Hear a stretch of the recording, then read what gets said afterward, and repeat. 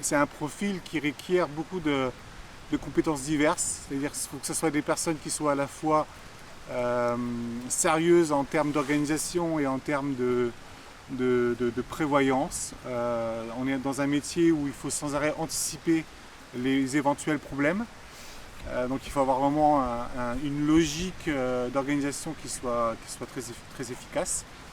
Et il faut aussi être un petit peu quand même technicien, c'est-à-dire qu'on travaille beaucoup manuellement.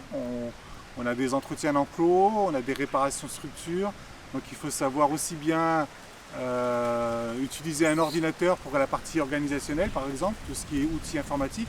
Mais il faut aussi savoir utiliser une visseuse, une perceuse, une tronçonneuse, un rotophile, pour tout ce qui est partie pratique du quotidien.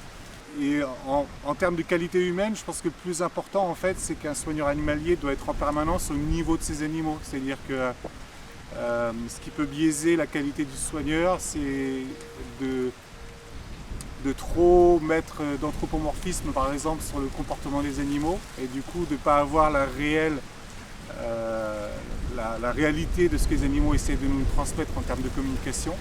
C'est de bien connaître ces espèces, aussi bien d'un point de vue biologique, comportemental, physiologique, organisationnel pour tous les animaux qui sont sociaux.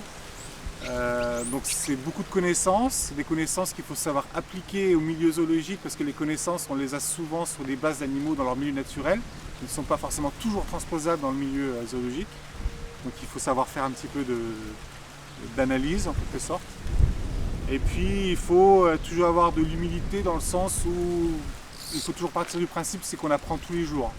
Même un soigneur qui va travailler 20 ans avec une espèce par exemple, au bout de ces 20 années d'expérience avec une espèce, il ne faut pas qu'elle considère tout comme acquis. Les animaux sont du vivant et en dehors de ça, en plus, ce sont aussi des individus. Donc il faut aussi apprendre à connaître les individus avec lesquels on travaille. Ils ont chacun une histoire, chacun un caractère, et ce qui peut un petit peu modifier les rapports qu'ils peuvent avoir avec nous en tant que soigneurs, mais aussi les rapports qu'ils peuvent avoir entre eux au sein même de leur espèce.